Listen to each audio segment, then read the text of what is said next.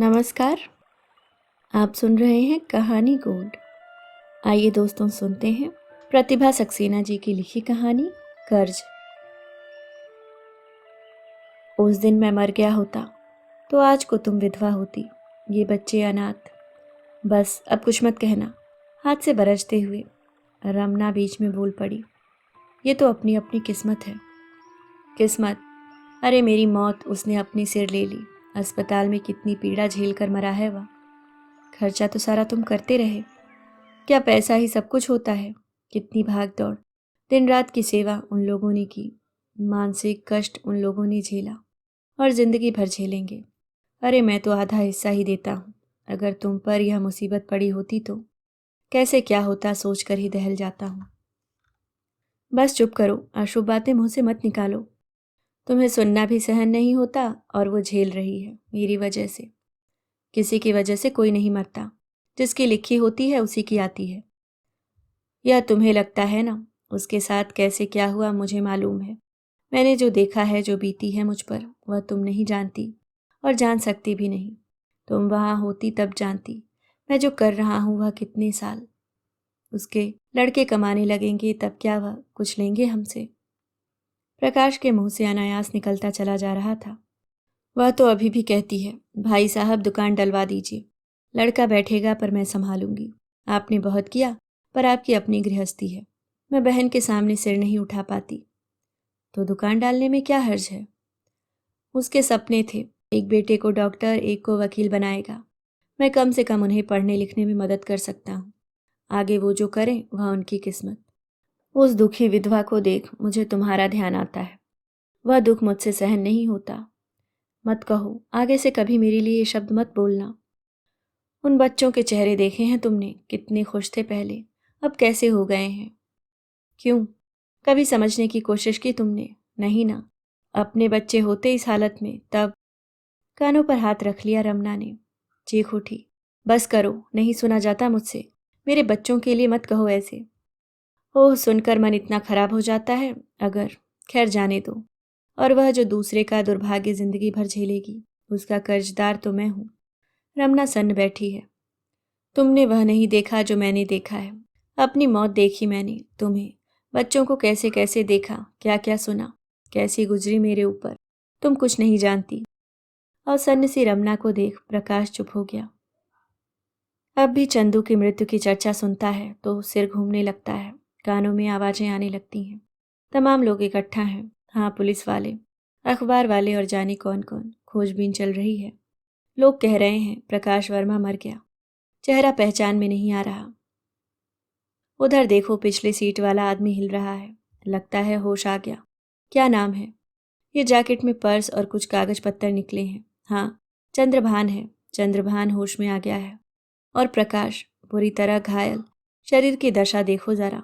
उफ, देखा नहीं जाता, पता नहीं बचेगा या नहीं, होश ही नहीं है। जैकेट में रखे पर्स से और कागजों से पहचान हो गई है। प्रकाश नाम सुनकर कुछ कुछ होने लगता है, अंदर कुछ हिल जाता है। छत विछत बेहोश और मृत कितने नाम लिए जा रहे हैं, पर एक यही नाम जाकर बार बार मन से टकराता है, कानों में बार बार गूंजता है। प्रकाश, चंद्रभान, कितने जाने पहचाने नाम। कौन है ये? मैं कौन हूँ? सब कह रहे हैं मैं चंद्रभान हूँ। हो सकता है। भारी चोट लगी है सिर पर, अभी तक चक्कर खा रहा है। कैसा अजीब अजीब लग रहा है। दिमाग में कुछ आता है, फिर एकदम गायब हो जाता है। बोलने की कोशिश करता है, गले में आवाज नहीं, जीभ हिलती नहीं, आवाजें ही आवाजें। बस सुन रहा है। हाँ, होश आ गया चंद्रभान को। बस में उछल गया, ऊपर सिर टकराया था, पांव पर कुछ भारी चीज गिरी है। उंगली से खून बह रहा है, बिल्कुल पिच गई है। वह अपना पांव देखने की, हिलाने की कोशिश करता है। आंखें खुलती नहीं, शरीर पर वश नहीं। सारे इंद्रिय बोध कुंठित हो गए हैं, शरीर बिल्कुल सुन्न, कुछ जानने समझने में सामर्थ्य चूक गई सी। आज भी प्रकाश की नज़र अपने पांव पर जाती है, उसे भ्रम होने लगता है।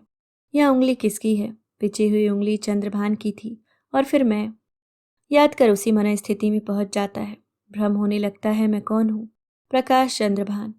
सिर घूमने लगता है, सब कुछ भूल जाता है। सोचने समझने की क्षमता गायब हो जाती है। मैं कौन हूँ? पहचानने की कोशिश करता है, चारों ओर देखता है, कुछ अपना नहीं लगता।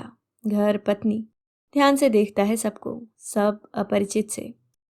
उस काल उसके भीतर का मैं कुछ नहीं रहता, कहीं नहीं रहता, जैसे विलीन हो गया हो। न वर्तमान न अतीत, कहाँ होता है कुछ पता नहीं। समय का कौन सा विभाग है जो सब निगल लेता है, जहाँ जाकर बार बार फंस जाता है प्रकाश। बड़ी आसानी से टिकट मिल गया था उस दिन, बस भरने में भी अधिक समय नहीं लगा। अभी तो घाटी में काफी दूर चलेगी, पहाड़ों के पास आते ही ठंडक बढ़ने लगेगी। थोड़ी चाय अभी थर्मस में है, पी ली जाए। प्रकाश उठा और टंगा हुआ थर्मस उतारने पीछे घूमा। बस के झटकों में बैलेंस बना रहा था कि पीछे से आवाज आई, अरे प्रकाश, तुम भी चल रहे हो? पीछे घूमकर देखा उसने। वाह चंदू, तुम कहाँ से टपक पड़े? उसका बचपन का दोस्त चंद्रभान। चलो, रास्ता अच्छा कटेगा। चंदू उठकर चला आया। तुम कब आए? मैंने देखा नहीं। बस भरने वाली थी। वो तो ये कहो सीट मिल गई, पीछे ही सही, बैठने को तो है। प्रकाश की सीट पर दोनों आगे पीछे होकर बैठ गए। कितनी अच्छी जगह पाए हो, दोनों तरफ का व्यू बस तुम्हारा ही है। प्रकाश को आगे ड्राइवर के साइड में सीट मिली थी। सामने का पूरा व्यू, साइड के शीशे भी अपने। पहाड़ों पर पहली बार जा रहा था चंदू। दृश्य देखने का लोभ प्रकाश की सीट पर खींच लाया था। इधर बैठना है? नेकी और पूछ पूछ। मेरा तो महीने में एक चक्कर लग ही जाता है, इसलिए कुछ नया नहीं लगता। कल रात जगना पड़ा, आंखें बंद हुई जा रही हैं। तो तू चला जा मेरी सीट पे, आराम से सोइयो। ठीक है, तू चाहे तो खुशी से बैठ यहाँ, मैं उधर सो लूंगा। पहली बार जा रहे हो ऊपर? हाँ, नीचे तो हमेशा घूमता रहा हूँ, ऊपर जाने का मौका नहीं लगा। एक बार हूँ आऊँ, फिर बीवी बच्चों को भी घुमा दूंगा। तो मैं जा रहा हूँ तुम्हारी जगह, पर इधर वे शीशे की सद से भला की ठंडी हवा आएगी, फिर मत कहना। नहीं कहूंगा, नहीं कहूंगा। तेरी सीट की बला मेरे सिर, बस और कुछ। पहाड़ों की परिक्रमा करती बस आगे बढ़ने लगी थी। हरियाली से भरी घाटियां और ढलानों से ऊपर उठते पेड़, जिन पर लिपटी लताएं कहीं कहीं माला जैसी लटक रही थीं, कहीं ऊपर से गिरते झरने, कहीं छोटे छोटे गांव। सामने की हवा खिड़की की सदों से आ रही थी। प्रकाश को झुरझुरी हो आई। सामने बैठोगे तो रात पड़ते ही ठिठुर जाओगे। जैकेट पहन लूंगा, तुम फिक्र मत करो। पहाड़ों पर पहली बार जा रहा था वह। दृश्य देखने का लोभ था। प्रकाश की सीट से सब कुछ दिखाई देता है ना। प्रकाश उठकर चल दिया, फिर घूमकर बोला, अरे मेरी जैकेट सीट पर रह गई, देखना, मोटी है, पहन लेना, नहीं तो कुल्फी जम जाएगी। कोई बात नहीं, मेरी भी उधर है, ऐसे ही उठकर चला आया था, पहन लेना जरूरत हो तो। ठीक है, मुझे क्या, फिर जैसा हो तुम्हें निपटना, मुझे दोष मत देना। कह दिया ना, तेरी बला मेरे सिर। अब तू जा, निश्चिंत सो। और मेरी बला उसने अपने सिर ले ली। उसे क्या पता मेरी सीट पर क्या बला टूटने वाली है। उसने तो भावी जीवन के कितने अरमान सजाए थे, सब बताता था मुझे। वे सारी बातें मुझे याद है, पर अचानक सब बदल गया। मेरी जगह वह चला गया। बड़ा मुश्किल लगता है रमना को, कभी कभी तो असहनीय हो उठता है। प्रकाश से नहीं कहे तो किससे कहे। रहा नहीं गया तो बोली, जाने कैसी छाया सी छा गई हमारे घर पर। छाया ही छाई है ना, वज्रपात तो नहीं हुआ। किस पर गिरनी थी और किसने झेल ली, जिस पर गिरी उसकी सोचो। क्यों कहते हैं ऐसा? क्यों कहता है प्रकाश? वज्रपात हुआ था उस दिन, हुआ था उसी जगह, पर किस पर टूटना था और किस पर टूट पड़ा। चंदू ने कहा था, तेरी बला मेरे सिर, जा निश्चिंत सो जा। और वह निश्चिंत सो गया था। चंदू की सीट कोजी लगी थी। सामने वाली ठंडी हवा की सिरहन यहाँ नहीं थी। पहाड़ों पर बस चक्कर खाती घूम घूम कर चल रही थी। कभी खाई इधर पहाड़ उधर, कभी पहाड़ इधर खाई उधर। नीचे घरघराती बहती नदियाँ काफी दूर साथ चलकर ओझल हो जाती थी। जलधार धूप में चमकती, कभी पथरीली सतह पर फुहारे बिखेरती। चंदू कभी सामने शीशे से देखता, फिर सिर घुमाकर साइड से दृश्य को पकड़ने की कोशिश करता। कितने सुंदर दृश्य हैं। अब की बार बसंती, और बच्चों को पहाड़ की सैर करा दूंगा, चंदू बोला था। जाने कब प्रकाश की आंख लग गई। पता नहीं कितनी देर सोया। अचानक बड़े जोर के झटके से उछल गया। प्रकाश का सिर छत से जा टकराया। लोग ऊपर नीचे झोंके खाते चिल्ला रहे थे। ऊपर रखा सामान लोगों के ऊपर आ गिर रहा था। चारों ओर चीख पुकार। प्रकाश गिरा तो अपने को संभाल नहीं पाया, एकदम वहीं गिर पड़ा। एक हाथ इधर, दूसरा नीचे दबा, पांव बीच के रास्ते में फैले हुए। फिर क्या हुआ कुछ नहीं मालूम। चेत आया तो सीट पर टिका था, किसी ने साध कर सीट पर कर दिया था। क्या हुआ प्रकाश, क्या हुआ? प्रकाश के मुंह से निकला। धीरे धीरे समझ पाया, उनकी बस की टक्कर हो गई थी। दूसरी बस तो झटका खाकर नीचे खड्डे में जा गिरी। जरा स्थिर हुआ तो देखा चारों ओर खून ही खून। साइड का शीशा टूटकर यात्रियों के खुले अंगों, हाथों और चेहरों को घायल कर गया था। कुछ लोग बेहोश पड़े थे। चीखें और कराहें चारों ओर गूंज रही थीं। चंदू कहाँ है? कुछ पता नहीं। छत की टक्कर से सिर में घुमनी आ रही है। पांव पर कोई भारी चीज ऊपर से आ गिरी थी। कितना दर्द! पांव हिलाते नहीं बन पाता। कहीं हड्डी तो नहीं टूट गई? पता नहीं चंदू कैसा है। इतनी बुरी टक्कर थी, आगे के कुछ लोग बुरी तरह घायल, उनका बचना मुश्किल है। इस तरफ 5-6 तो गए और चंदू आगे बैठा था। चंदू को पुकारना चाहता है, उनसे आवाज नहीं निकलती। सिर घूम रहा है। कैसा कैसा लग रहा है। चंदू का बार बार ध्यान आ रहा है। कैसा है वह? जो लोग सामने बैठे थे उनके बारे में जानना चाहता है, पर मुंह से आवाज नहीं निकल रही। बार बार सुन रहा है आगे वालों को सबसे ज्यादा चोट आई, बहुत बुरा हुआ उनके साथ। अब भी इस कटी उंगली को देखते ही प्रकाश को याद आ जाता है। चंदू की उंगली है सब कह रहे थे, और जो शरीर खून से लथपथ निश्चेष्ट पड़ा था वह मेरा। कभी कभी सचमुच लगने लगता है प्रकाश मर गया था उस दिन। यह जो जिंदा है चंद्रभान है चंदू। उसे लगता है वह न इधर में है न उधर में। विवाह के बाद चंदू मिलता था तो भावी जीवन की योजनाएं बताता था। उसकी शादी प्रकाश से 2 साल पहले हुई थी। 2 बच्चे हो गए थे, प्रकाश के बच्चों से बड़े। साधारण क्लर्क की चाहना थी एक डॉक्टर बने, और दूसरा बेटा इंजीनियर, सीए या और कुछ, कोई बढ़िया लाइन, सबको पढ़ा लिखा कर। और क्या क्या कहता था, एकदम उतर गया उसके दिमाग से। क्या सोच रहा था याद नहीं आ रहा।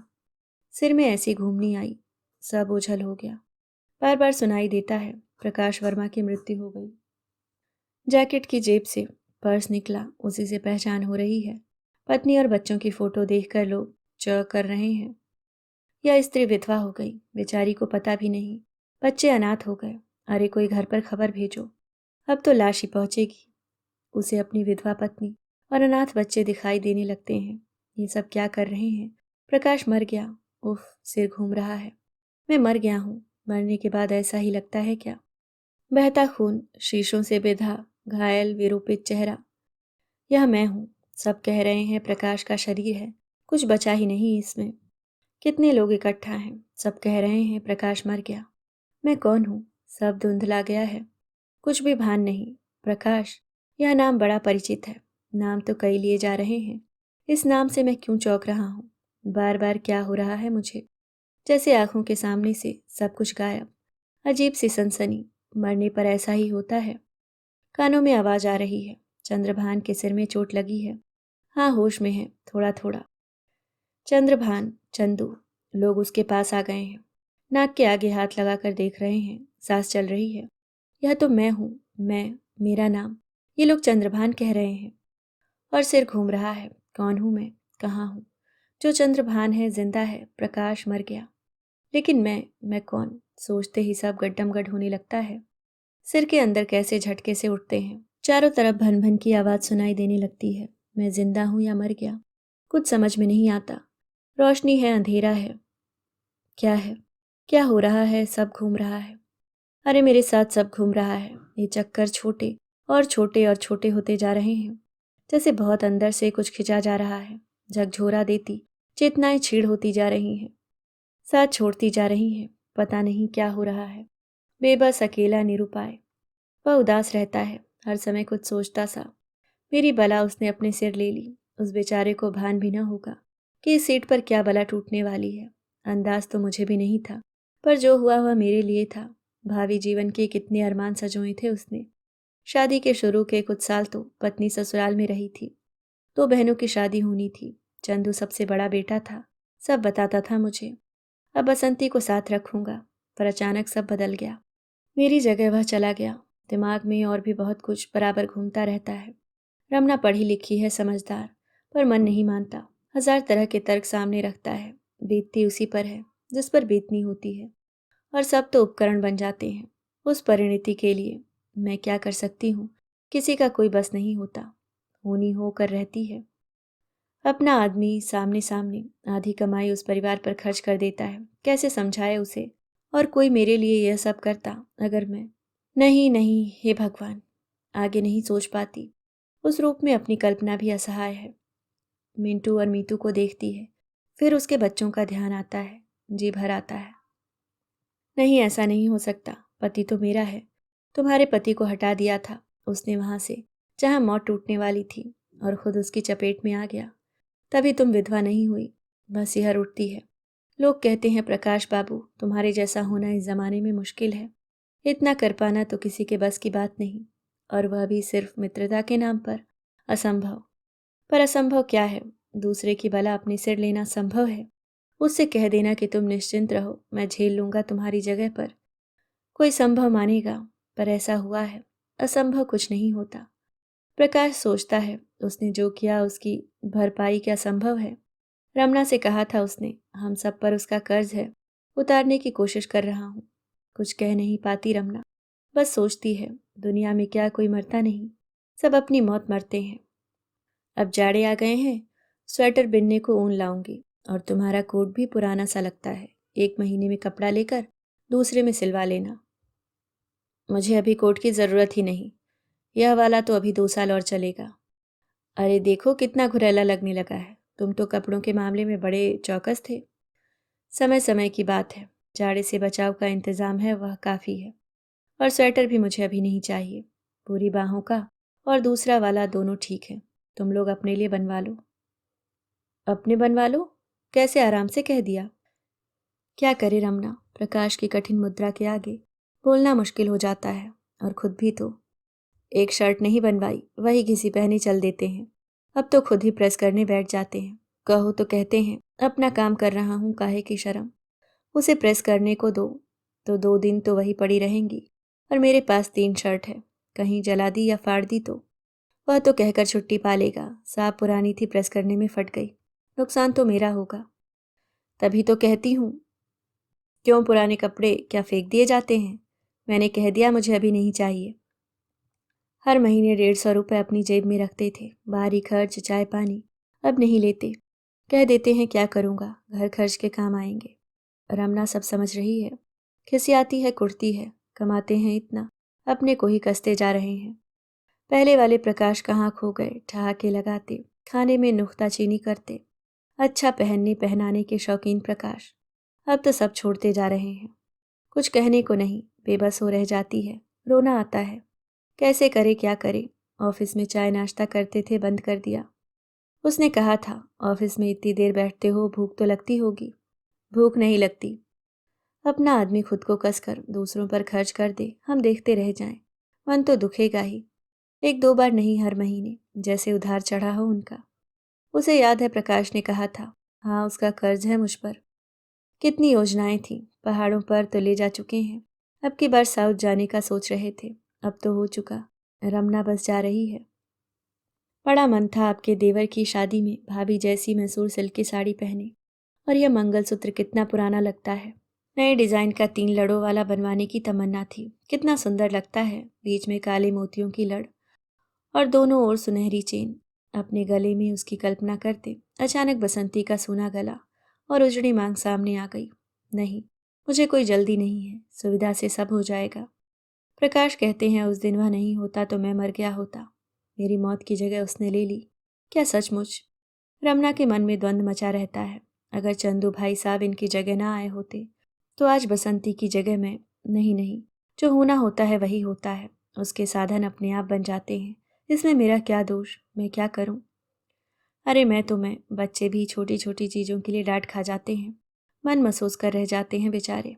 दिवाली पर आधे पटाखे और मिठाई उधर चली गई। बच्चों से कहा था प्रकाश ने, बेटा उनके पापा मर गए, कौन लाएगा?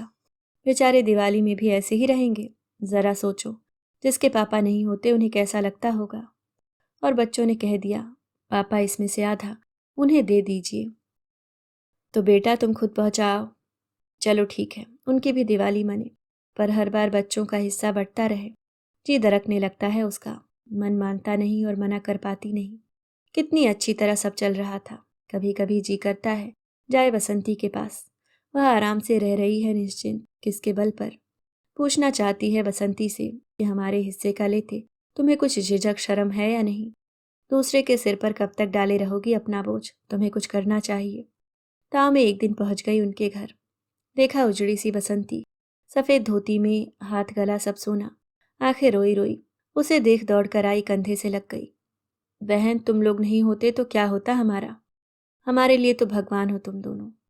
ये बच्चे न पेट भर खा पाते न स्कूल जाते, सब तुम्हारी दया है। तुम नहीं चाहती तो भाई साहब कहाँ कुछ कर पाते। बहुत बड़ा दिल है तुम्हारा। सब्र करो बहन, दुख तो किसी पर भी पड़ सकता है। एक दूसरे के काम ना आए तो इंसान कैसा।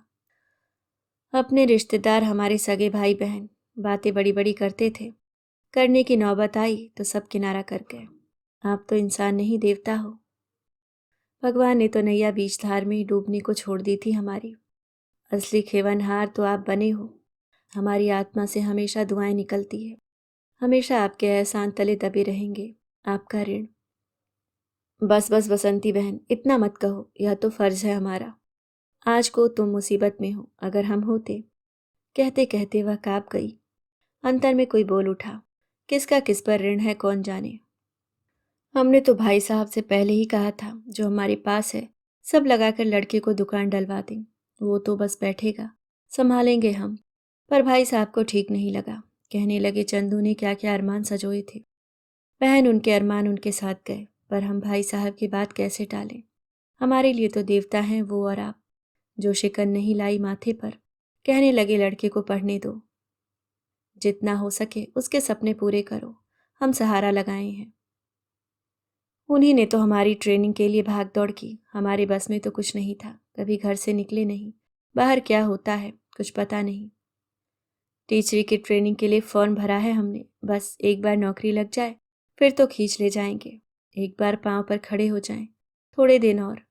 बसंती कहे जा रही थी, बहुत दिन आपका हिस्सा नहीं बटाएंगे। मेरा हिस्सा? मेरा कौन सा हिस्सा? महादुख का या? कुछ रुक कर बोली, हाँ बताया था इन्होंने, बल्कि हम ही ने सुझाव दिया था कि आप अपने पांव पर खड़ी हो सकें तो अच्छा। किसी की दया पर कहाँ तक पड़ी रहेंगी।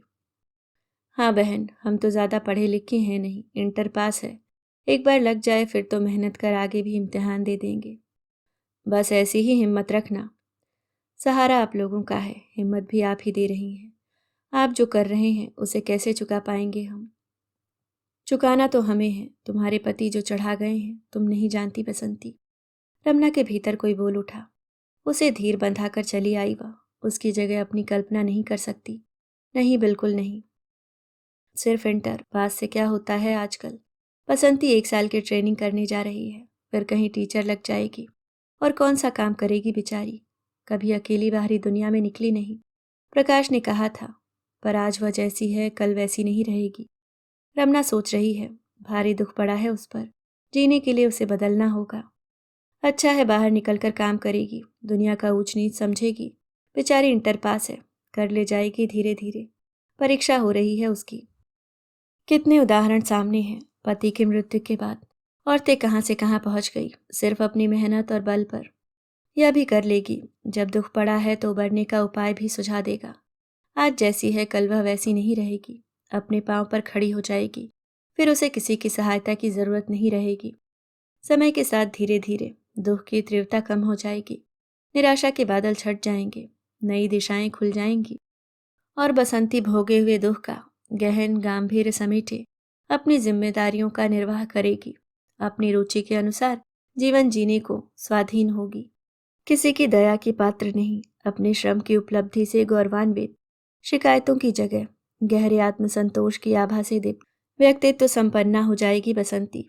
आजकल उसके दिमाग में बसंती छाई रहती है। उसे याद आ जाती है अपने कॉलेज की लेक्चरर्स। कुछ के बारे में सुना था, छोटे छोटे बच्चे छोड़कर पति चल बसे। मायके में नौकरानी की तरह रखी गई, ससुराल में और भी दुर्दशा।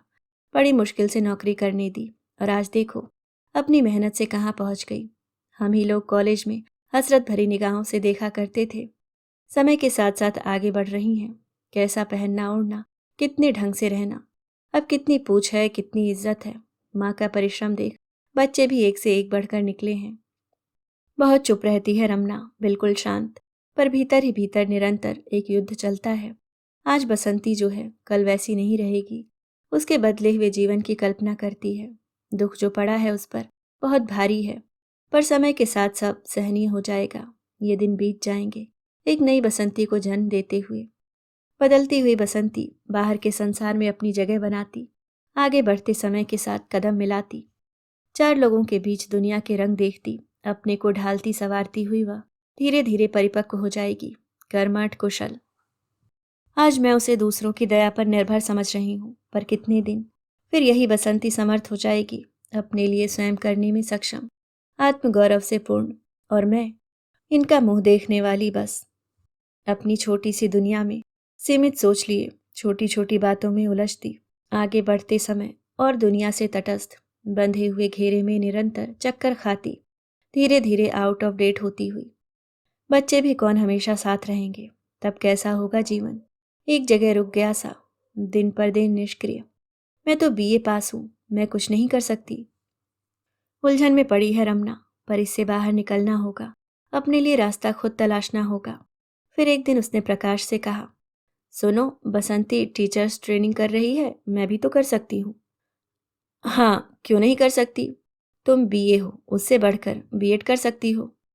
उसके आगे भी कुछ कर सकती हूँ, सोचा रमना ने बोली। हाँ, बच्चों के घर के साथ थोड़ा मुश्किल तो पड़ेगा, तुम्हें भी परेशानी उठानी पड़ेगी, पर मुझे लगता है मैं कर लूँगी। बिल्कुल कर सकती हो, मेहनत करनी पड़ेगी, पर मैं भी तो हूं ना। हाँ करूंगी, मेहनत कर लूंगी मैं। उसका प्रस्ताव सुनकर प्रकाश के चेहरे पर एकदम जो चमक आ गई थी वह क्या था, उत्साह, प्रसन्नता या संतोष? यह भी संभव है कि झलक उठी हो मन की गहरी आश्वस्ति। रमना समझने की कोशिश कर रही है। सूरज की तिरछी होती किरणें इधर की खिड़की से अंदर आने लगी हैं। कमरा उजास से भर गया है। अभी आप सुन रहे थे प्रतिभा सक्सेना जी की लिखी कहानी कर्ज।